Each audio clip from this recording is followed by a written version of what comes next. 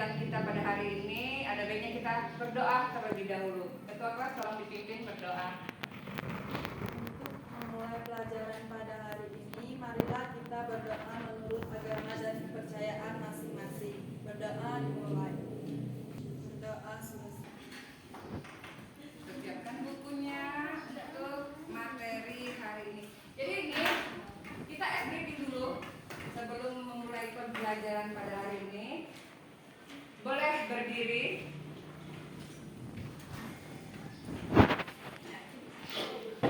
Sudah fokus ya. Jadi kalau sudah fokus, kita sudah bisa memulai pembelajaran pada hari ini.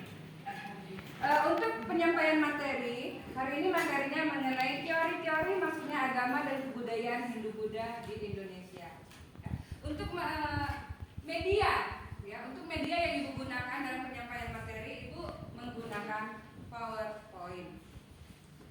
Kita masuk ke materi pada hari ini Ibu akan menanyakan lagi mengenai materi yang sudah kita pelajari minggu kemarin. Ada yang masih ingat materi minggu kemarin itu seperti apa? Saya, Bu. Oh iya. Dengan teori-teori masuknya agama dan kebudayaan Hindu-Buddha ke Indonesia menunjukkan kerumitan dan kedalaman interaksi budaya yang terjadi selama proses penyebaran agama di Indonesia. Ya, jadi itu kaitannya materi kita mengenai proses masuknya agama Hindu-Buddha di Indonesia dengan teori-teori masuknya agama Hindu-Buddha di Indonesia. Ada yang tahu ini gambar apa? Gambar apa? Brahmana. Brahmana ini merupakan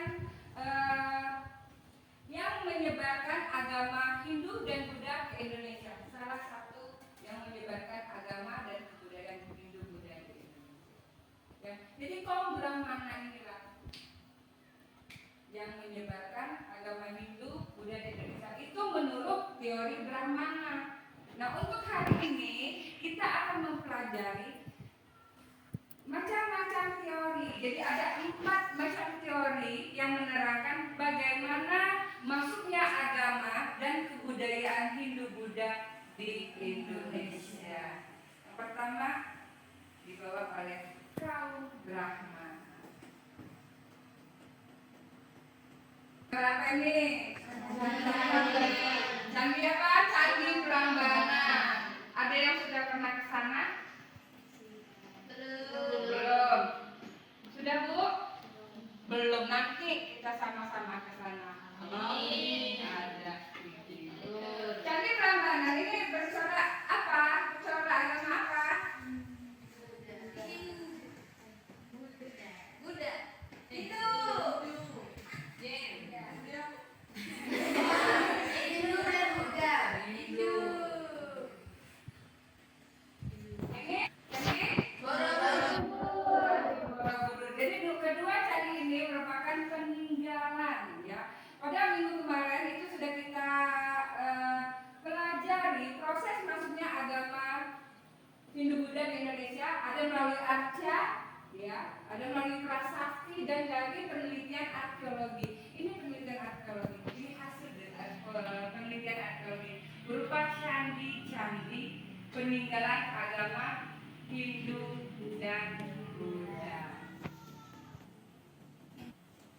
Ya. Jadi tujuan pembelajaran kita pada hari ini, ya.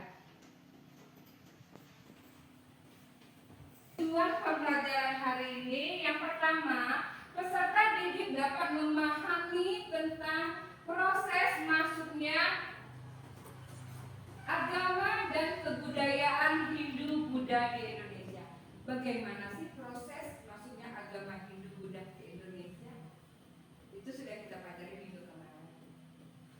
Ya, jadi masuknya agama Hindu-Buddha ke Indonesia melalui jalur perdagangan.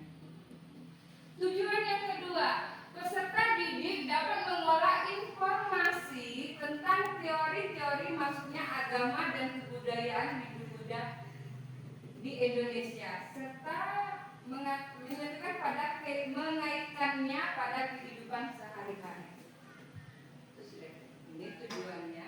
Tujuan yang ketiga, ketiga, peserta didik dapat menuangkan hasil analisis dan pengolahan informasi tentang teori-teori masuknya agama dan kebudayaan Hindu-Buddha dalam bentuk mapping. Itu tugas yang akan kalian kerjakan nanti. LKPD yang harus kalian selesaikan. Kalian mencari informasi. Kalian harus bisa mengidentifikasi dan menganalisis mengenai teori-teori masuknya agama Hindu-Buddha dari Indonesia. Tujuannya terakhir, peserta didik dapat mempresentasikan teori-teori masuknya agama dan kebudayaan Hindu-Buddha di Indonesia. Jadi setelah kalian mengidentifikasi, setelah kalian menganalisis, setelah kalian mencari informasi dan menyimpulkannya, nanti kalian diminta untuk mempresentasikannya. Ya. Dari hasil mengumpulkan materi, menganalisis dan mengidentifikasi itu kalian nanti akan buat seperti mapping. Itu yang akan kalian terangkan nanti. Ya. Jadi pada pembelajaran hari ini, ya, Ibu akan memberikan kalian tugas LKPD. Ini kalian diminta untuk memecahkan permasalahan yang ada pada teori-teori masuknya agama Hindu Buddha ke Indonesia. Itu kan ada 4 teori. Yang pertama ada teori Brahmana, ada teori Waisa, ada teori Kesatria, dan teori arus balik. Nanti Ibu akan membagi kalian menjadi 4 kelompok. Ya, masing-masing kelompok itu memilih topik masing-masing salah satu dari teori ini tadi. Jelas? Jelas.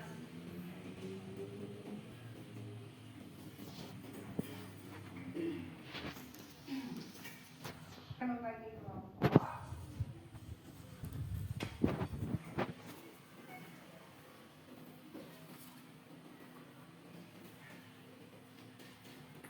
Membahas mengenai teori Brahmana itu siapa aja. Jadi satu kelompok itu terdiri dari 3 orang ya. Siapa?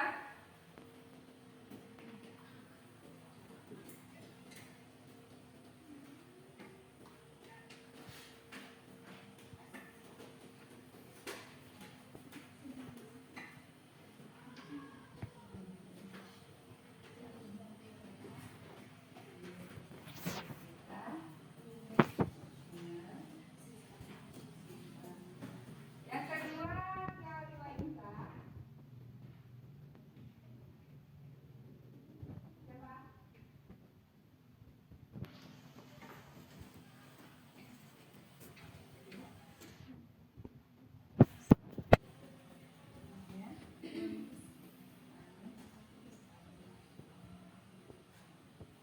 Teori Kesatria. Suci. Siapa sih?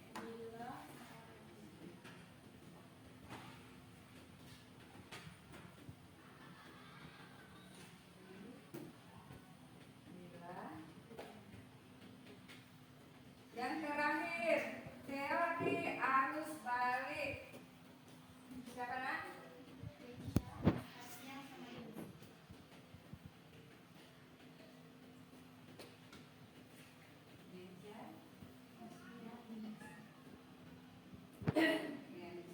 Oke. Jadi ini sudah Ibu dapatkan kelompok-kelompoknya ya. Jadi sebelum kita mengerjakan LKPD-nya, Ibu akan menerangkan mengenai materi pembelajaran kita pada hari ini. Ya. Jadi pembelajaran kita hari ini mengenai teori-teori masuknya agama Hindu Buddha ke Indonesia. Ada tujuannya, tadi, ya, agar peserta didik dapat memahami teori-teori tersebut, ya, agar peserta didik dapat mengolah informasi tentang teori-teori masuknya agama Hindu Buddha ke Indonesia serta mengaitkannya pada kehidupan sehari-hari. Tujuan yang selanjutnya, peserta didik dapat menuangkan hasil analisis dan pengolahan informasi tentang teori-teori masuknya agama Hindu-Buddha ke Indonesia. Ya. Jadi jauh sebelum bangsa kolonial datang ke Nusantara, Nusantara itu merupakan sebutan untuk Indonesia. Jadi nama Indonesia itu dikenal dengan sebutan Nusantara pada masa Hindu-Buddha. Jadi jauh sebelum bangsa kolonial datang ke Nusantara, sudah ada orang-orang yang lebih dulu sampai ke Nusantara. Orang-orang ini adalah pedagang dari India dan Tiongkok. Melalui jalur perdagangan, agama Hindu dan Buddha mulai masuk ke Indonesia. Jadi maksudnya agama Hindu Buddha ke Indonesia yaitu melalui jalur perdagangan. Karena Indonesia terletak di daerah yang strategis, ya, yaitu merupakan jalur perdagangan. Selanjutnya, masing-masing dari agama Hindu maupun Buddha ini melahirkan kerajaan-kerajaan besar di Indonesia. Contohnya ada kerajaan Sriwijaya. Kerajaan Sriwijaya itu terletak di mana? Di Sumatera. Ya. Kerajaan Sriwijaya ini merupakan kerajaan yang bercorak agama Buddha, dan Majapahit ini merupakan kerajaan yang bercorak agama Hindu. Ya. Untuk lebih jelasnya, mari kita pelajari apa saja teori-teori masuknya agama Hindu Buddha ke Indonesia. Jadi teori apa saja sih yang mempelajari bagaimana proses masuknya agama Hindu Buddha ke Indonesia? Yang pertama, teori Brahmana. Teori Brahmana ini menyatakan bahwa masuknya agama dan kebudayaan Hindu Buddha ke Nusantara ini dibawa oleh golongan Brahmana. Golongan Brahmana itu nama lain dari pendeta. Jadi menurut teori Brahmana, yang membawa agama Hindu Buddha ke Indonesia itu pendeta atau Brahmana. Teori ini menegaskan kembali bahwa penyebaran agama Hindu ke Indonesia ini didukung oleh beberapa prasasti di Indonesia yang menggunakan bahasa Sanskerta. Ini menurut teori Brahmana. Yang kedua, teori kesatria. Ya. Teori kesatria ini menyatakan bahwa masuknya agama dan kebudayaan Hindu-Buddha ke Indonesia ini dibawa oleh kesatria. Kesatria itu tentara. Ya. Teori yang dikemukakan oleh Profesor Dr. Jill Mons ini mengargumen bahwa sekitar abad ke-4 sampai ke-6 Masehi kerap terjadinya perperangan sehingga kasta Satria yang terdiri dari kaum bangsawan dan prajurit ini mengalami kekalahan. Kekalahan sehingga dari kasta Satria dalam peperangan menurut teori Satria ini mendorong orang Satria melarikan diri dan mencari daerah baru hingga sampai ke Nusantara. Jadi menurut teori kesatria pada masa itu ya sedang terjadi peperangan. Karena kasta Satria atau prajurit ini mengalami kekalahan, maka mereka melarikan diri mencari daerah yang baru hingga sampai ke Nusantara atau ke Indonesia. Itu menurut teori Satria. Selanjutnya teori Waisa. Ya. Teori Waisa ini menyatakan bahwa golongan Waisa yang punya peran dalam penyebaran agama dan kebudayaan Hindu-Buddha. Ya. Ini dikemukakan oleh Profesor Dr. Fromm bahwa golongan yang terdiri dari teori ini yaitu mulai dari pedagang, petani, dan pemilik tanah ini sudah mengenal agama Hindu Buddha. Kedatangan golongan Waisak ke Indonesia yaitu memperkenalkan agama dan kebudayaan Hindu-Buddha pada masyarakat Indonesia di samping berdagang. Golongan ini diyakini menetap sementara waktu dan tidak jarang juga menetap permanen di Nusantara, lalu menikah dengan penduduk asli Indonesia. Itu teori Waisak. Selanjutnya teori arus balik. Teori ini dikemukakan oleh peneliti yang bernama Yves de Cabots. Teori ini menyatakan bahwa golongan Brahmana semula menyebar ke penjuru dunia melalui jalur perdagangan. Ya. Golongan Brahmana berupaya menjalin hubungan dengan warga lokal dan memperkenalkan ajaran agamanya. Jadi menurut teori arus balik, kaum Brahmana itu memang datang ke Indonesia. Mereka memperkenalkan agamanya. Lalu masyarakat pribumi atau masyarakat Indonesia ini mengenal atau mempelajari sedikit mengenai agama Hindu ataupun Buddha tersebut. Lalu masyarakat Indonesia ini pergi sendiri ke India untuk memperdalam ilmu agama Hindu ataupun Buddha. Setelah mereka memahami lebih banyak lagi mengenai ajaran agama Hindu maupun Buddha, mereka kembali lagi ke Nusantara dan menyebarkan agama Hindu Buddha ke Indonesia. Itu kenapa ngobrol? Apa yang diobrolkan? Hah? Jangan ngobrol ya. Nanti apa yang ibu terangkan kamu nggak paham. Pada saat pengerjaan LKPD yang ibu kasih, kalian tidak bisa mengerjakannya. Bisa? Kita ngobrol? Ya. Jadi ibu kembali lagi ke teori arus balik. Jadi intinya yang diterangkan pada teori arus balik, ya, kaum Brahmana itu datang ke Indonesia. Selain untuk berdagang, mereka mempunyai misi penyebaran agama Hindu ataupun Buddha. Ada yang tinggal permanen dan ada yang tinggal sementara waktu di Indonesia. Ada yang menikah dengan masyarakat Indonesia. Ya, itu kaum. Setelah masyarakat Indonesia mengetahui ajaran apa saja sih yang diajarkan oleh Hindu Buddha, timbul rasa ingin tahu yang dalam.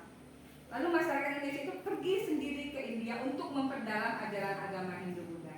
Setelah dia mengetahui lebih banyak lagi mengenai apa saja yang diajarkan, mereka kembali lagi ke Indonesia, kembali lagi ke Nusantara dan ikut menyebarkan agama Hindu dan Buddha itu di Indonesia itu sendiri. Itu yang diterangkan oleh teori arus balik.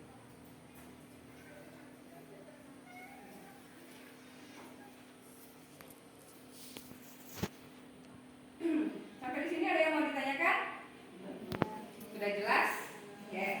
Kalau sudah jelas, tadi ibu sudah membuat kelompok, ya, yang terdiri dari masing-masing kelompok itu terdiri dari 3 orang dan masing-masing kelompok itu sendiri memilih topik apa yang akan mereka kerjakan.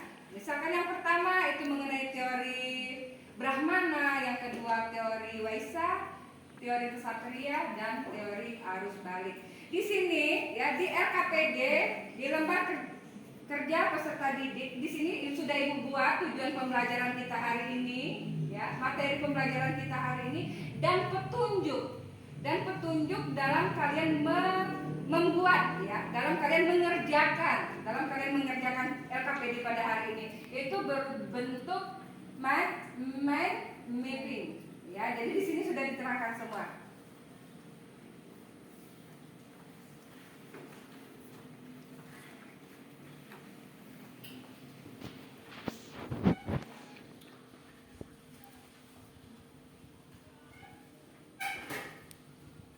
Ya, itu kalian baca, ya, kalian pahami terlebih dahulu apa perintahnya dari LKPD ini.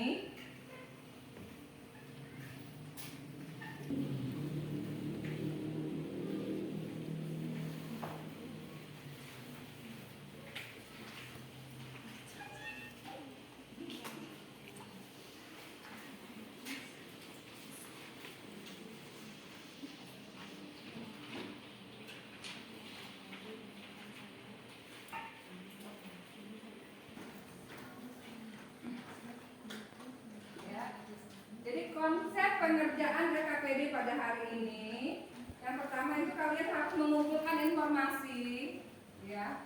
Kalian mengumpulkan informasi mengenai, misalkan topik yang kamu pilih itu teori Brahmana, ya kalian mengumpulkan informasi itu mengenai teori Brahmana, ya.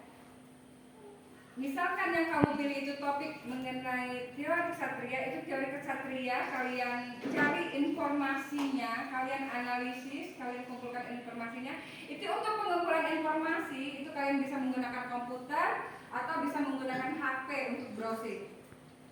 Ya. Itu petunjuk pengerjaan LKPD-nya. Sampai di sini sudah jelas? Nah, kalau sudah jelas, boleh dimulai untuk pengerjaan LKPD-nya.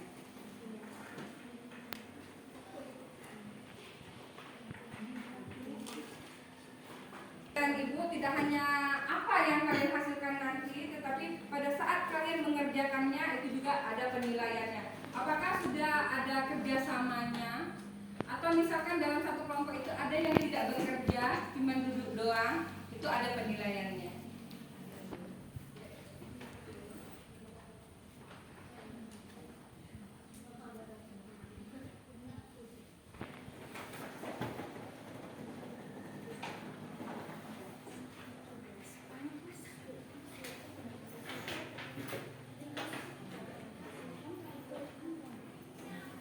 Juga boleh, nggak apa-apa.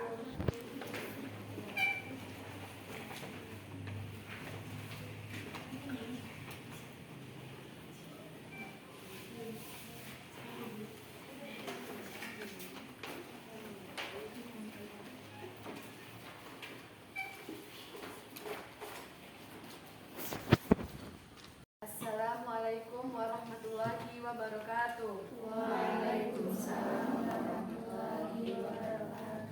Kami dari kelompok 1 ingin mempresentasikan hasil diskusi kami yang akan dijelaskan oleh Devita dan Syifa. Pada Devita dan Syifa saya persilakan.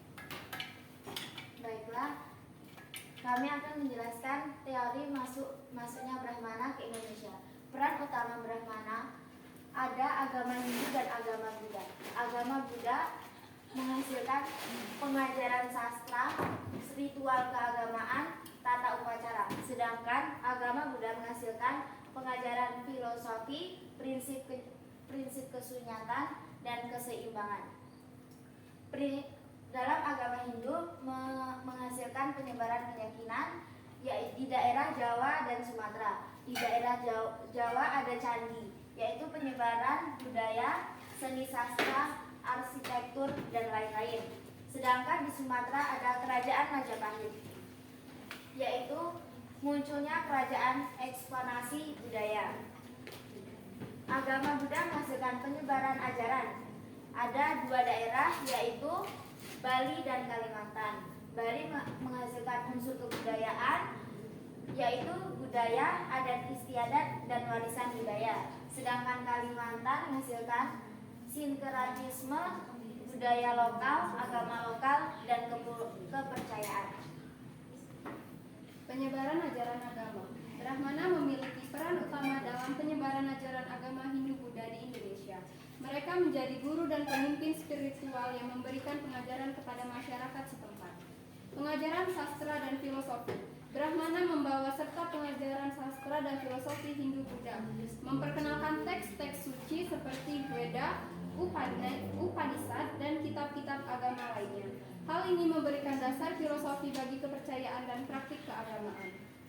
Ritual keagamaan memperkenalkan ritual keagamaan Hindu-Buddha yang melibatkan upacara, persembahan, dan tata cara ibadah. Ritual ini menjadi bagian integral dari kehidupan sehari-hari masyarakat. Pembentukan sistem pemerintahan. Brahmana turut berperan dalam membentuk sistem pemerintah yang terinspirasi dari ajaran Hindu-Buddha. Sistem kerajaan dan hierarki sosial yang didasarkan pada ajaran agama Hindu-Buddha menjadi ciri khas kehidupan politik dan sosial di berbagai kerajaan di Indonesia. Dampak terhadap berbagai aspek. Seni tradisional Indonesia seperti seni wayang, seni tari, dan seni lukis dipengaruhi oleh nilai-nilai estetika Hindu-Buddha. Agama Hindu dan Buddha membentuk landasan agama di Indonesia. Banyak kuil Hindu dan stupa Buddha yang dibangun sebagai tempat ibadah. Sastra. Pengaruh Brahmana terlihat dalam sastra klasik Indonesia yang memiliki keterkaitan erat dengan kisah-kisah epik dan mitologi Hindu-Buddha. Karya sastra seperti Kawin Ramayana dan Kawin Arjuna Wiwaha mencerminkan warisan sastra dari masa tersebut. Arsitektur seperti Candi Prambanan dan Borobudur menjadi bukti monumental dari pengaruh Brahmana. Kebudayaan lokal. Meskipun membawa ajaran Hindu-Buddha, Brahmana juga mengalami sinkretisme dengan kepercayaan dan budaya lokal. Hal ini menghasilkan keunikan dari bentuk-bentuk kebudayaan lokal yang menyatu dengan unsur Hindu-Buddha. Baiklah, sekarang memasuki sesi tanya jawab. Yang ingin bertanya saya persilakan.